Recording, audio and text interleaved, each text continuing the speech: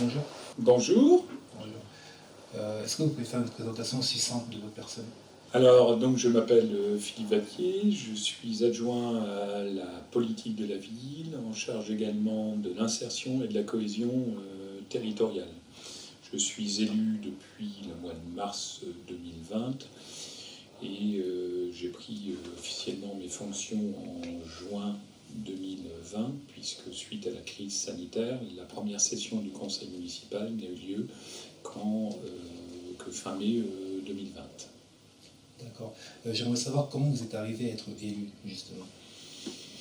Alors moi, j'ai un parcours un peu atypique, puisque je ne suis pas quelqu'un qui fait de la politique depuis longtemps. J'ai eu un engagement citoyen, mais un engagement social par le passé. Je suis arrivé à cette fonction d'élu en lien avec ma fonction professionnelle, puisque je suis par ailleurs directeur, on va dire, interrégional d'une grande fondation, qui est la Fondation de l'Armée du Salut. Et je dirige donc des établissements d'hébergement d'urgence sociale, à la fois à Reims et dans les Ardennes. Et on va dire que cette fonction de directeur m'a amené à travailler régulièrement avec les autorités municipales depuis longtemps, depuis 10 ans, puisque ça fait 10 ans que je suis sur Reims, et ce travail de collaboration m'a amené à avoir des liens plus étroits avec monsieur le maire de Reims et madame la présidente du Grand Reims. Et ces liens ont fait qu'on a été amené à partager une même vision, notamment des questions sociales, des questions sociétales, des questions liées à l'inclusion au sein de la société des publics empêchés au sens large du terme. Et c'est un petit peu comme ça que je me suis retrouvé sur la liste. C'est au regard un peu de ce travail de proximité que je me suis retrouvé et que j'ai accepté de m'engager avec monsieur le maire de Reims lors des dernières élections municipales. Du coup, votre fonction au sein de l'Armée du Salut a eu une importance, notamment de votre rôle. Alors, c'est pas. Moi, je dissocie les genres et les rôles, et d'ailleurs, c'est un engagement que j'ai pris également dans le cadre de la haute transparence de la vie publique, puisque il ne peut pas y avoir de conflit d'intérêts. Je veux dire, c'est pas uniquement ma fonction au sein de l'Armée du Salut, même si c'est celle qui est connue en dernier lieu. Avant de travailler à l'Armée du Salut à Reims, j'étais directeur d'une structure associative qui s'appelait la Sauvegarde de l'Adolescence à Paris.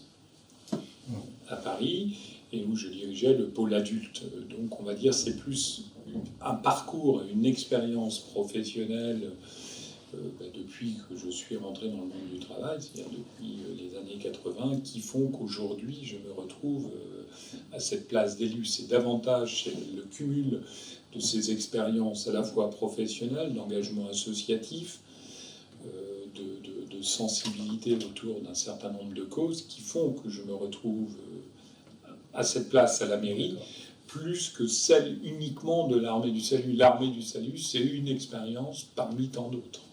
D'accord. Et j'aimerais savoir une chose, comment vous décrirez notamment une journée en tant qu'élu? Une journée, alors la journée, il n'y a pas de journée type, mais une journée en tant qu'élu, bien ça va commencer le matin par regarder son téléphone et l'ensemble de ses mails, regarder aussi les réseaux sociaux, puisque ça fait partie des modes, des systèmes de communication, par exemple là. Donc ça commence comme ça commence après, je vais faire un peu de mon temps de travail. J'arrive à l'Armée du Salut, puisque j'ai gardé encore pendant une année mon activité professionnelle. J'arrive à 7h du matin à l'Armée du Salut et jusqu'à généralement 10h, 11h, sauf réunion, je suis à l'Armée du Salut. Et à partir, pendant midi, je viens à la mairie pour travailler sur des dossiers. Je travaille sur des dossiers à la mairie. Et puis, à partir de 2h, de 14h, notamment le mercredi, je suis en permanence. Je tiens une permanence, ainsi que le lundi, à 16 heures. Et puis après, c'est un temps de disponibilité pour des réunions. Par exemple, ce matin, j'étais en réunion autour de la question de l'emploi avec monsieur le préfet de la Marne, en visioconférence. Ça a duré de 10h30 à presque 13h. Il n'y a pas de journée type pour un élu, mais il y a des rythmes qui sont fixés. Tous les lundis jusqu'à 20h, on a ce qu'on appelle un bureau municipal, où on a des réunions des commissions. Commission de solidarité, moi je dépends de la commission solidarité enfance et famille.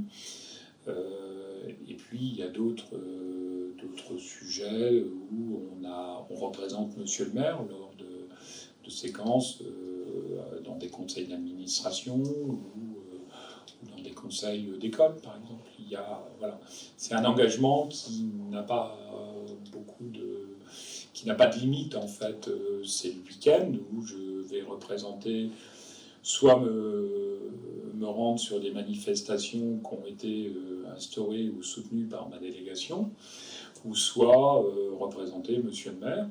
Et puis une fois toutes les 8-9 semaines, j'ai l'honneur et le plaisir de faire le bonheur de futurs époux, puisque quand on est adjoint au maire, on célèbre des mariages toutes les 8 à 10 semaines. Quoi, voilà.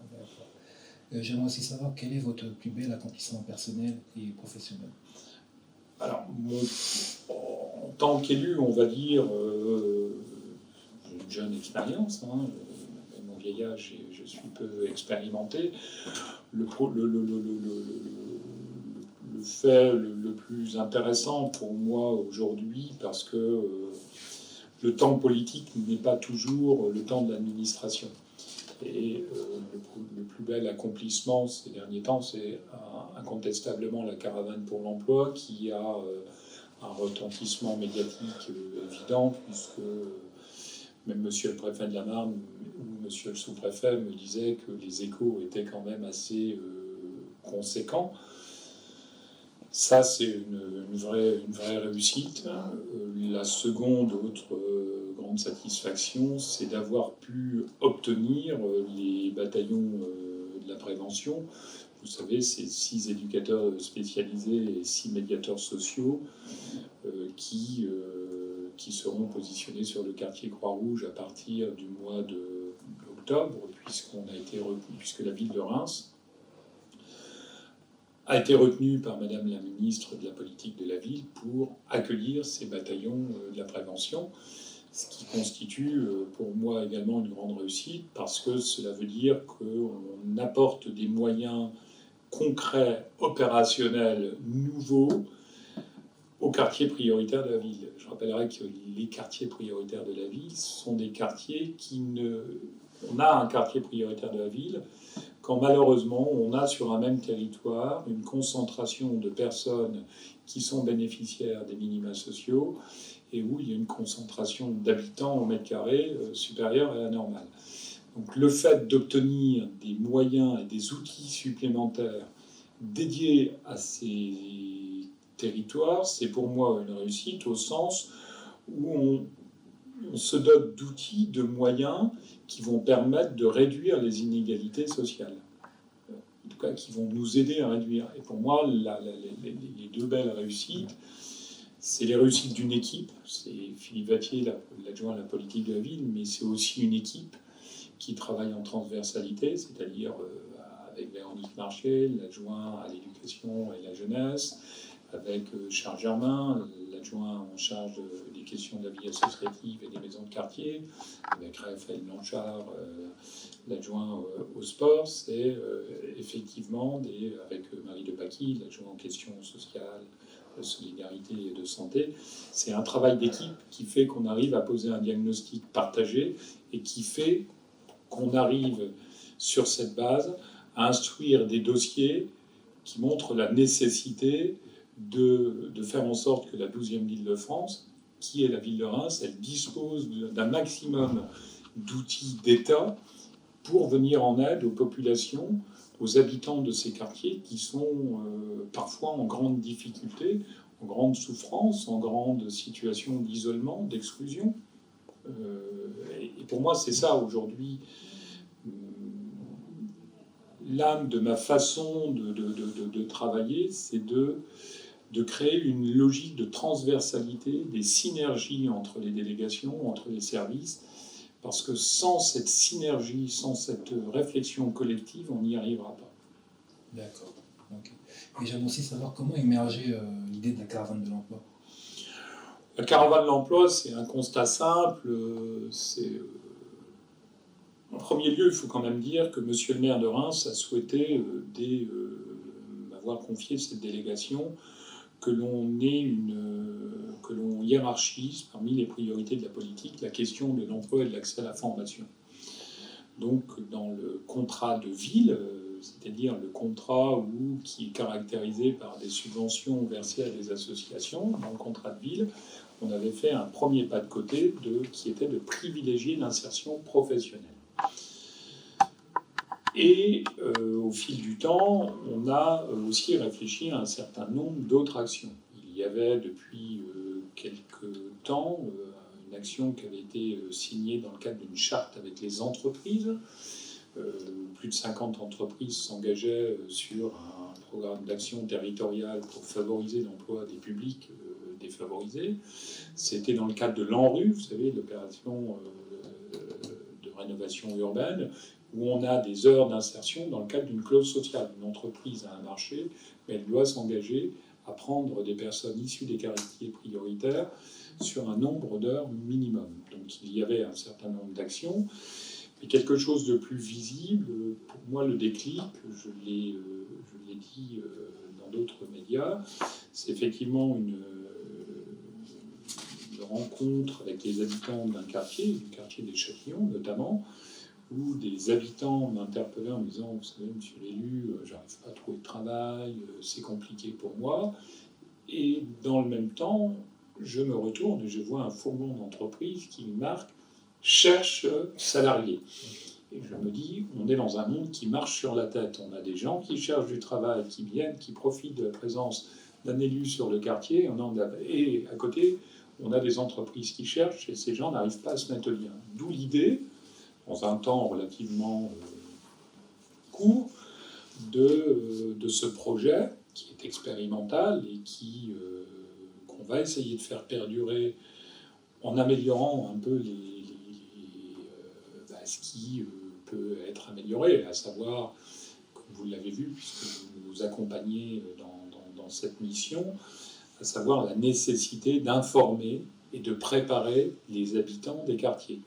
Puisque, comme vous le savez, puisque votre association est assez éclectique dans ses représentants, ce n'est pas forcément la question de l'offre d'emploi qui est un sujet aujourd'hui, c'est bien la question de l'employabilité, si vous me permettez cette expression, de la capacité des personnes sans emploi à se mobiliser autour d'un travail et à se mobiliser, à se rendre disponible. Aujourd'hui, on doit travailler avec les entreprises pour qu'elles travaillent davantage sur des compétences plus que sur des diplômes ou sur des postes. Voilà. Mais on doit fortement travailler avec les organismes qui accompagnent au monde du travail pour qu'elles mobilisent, elles apprennent à rendre beaucoup plus...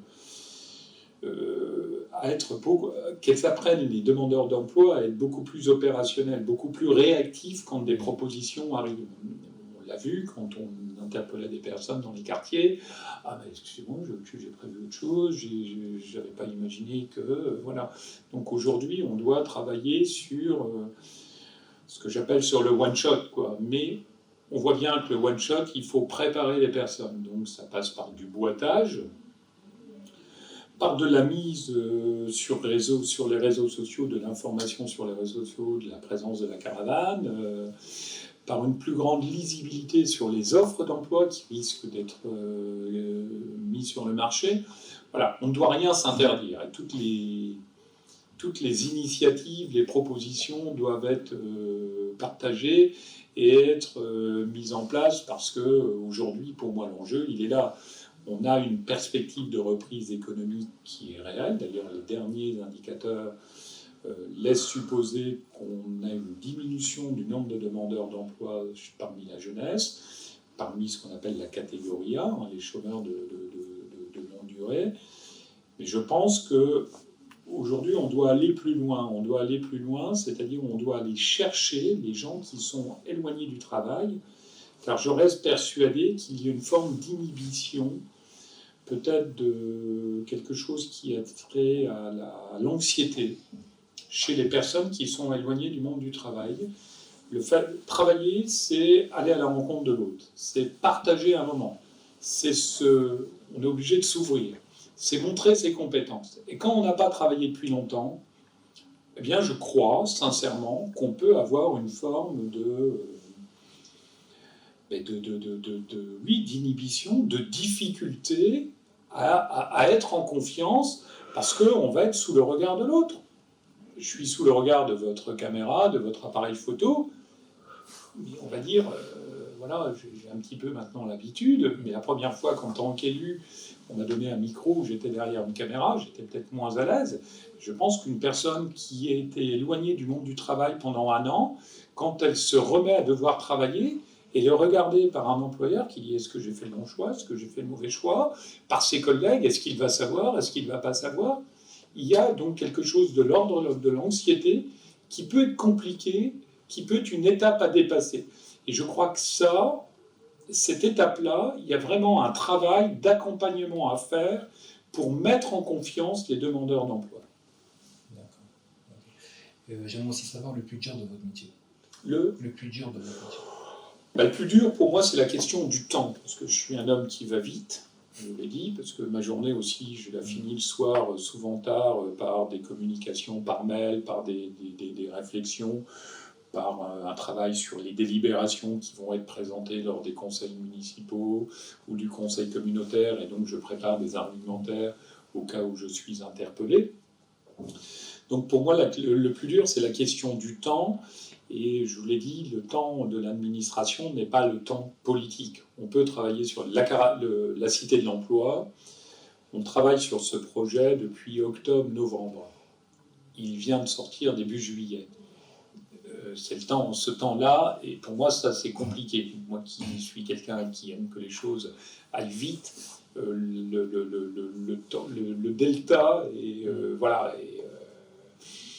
J'aimerais bien que ça aille plus vite. Et ça, c'est quelque chose qui est parfois frustrant. Un élu est frustré parfois. D'accord. Et j'aimerais aussi savoir ce que vous préférez dans votre travail. Moi, j'aime beaucoup le contact. Personnellement, le contact, c'est ce qui m'a toujours guidé depuis que je fais ce travail de venir en aide aux autres, d'écouter. Maintenant, je parle plus que j'écoute. Mais c'est la rencontre. C'est la rencontre. Vous êtes les exemples des personnes que j'ai rencontrées ces derniers temps, et je trouve que la richesse de la vie, c'est aussi de découvrir d'autres personnes qui fourmillent de projets, qui fourmillent d'idées, et je trouve que ça, c'est passionnant de rencontrer d'autres cultures, d'autres histoires de vie. Ça nous apporte aussi et ça nous enseigne l'humilité et ce qu'est aussi notre mission.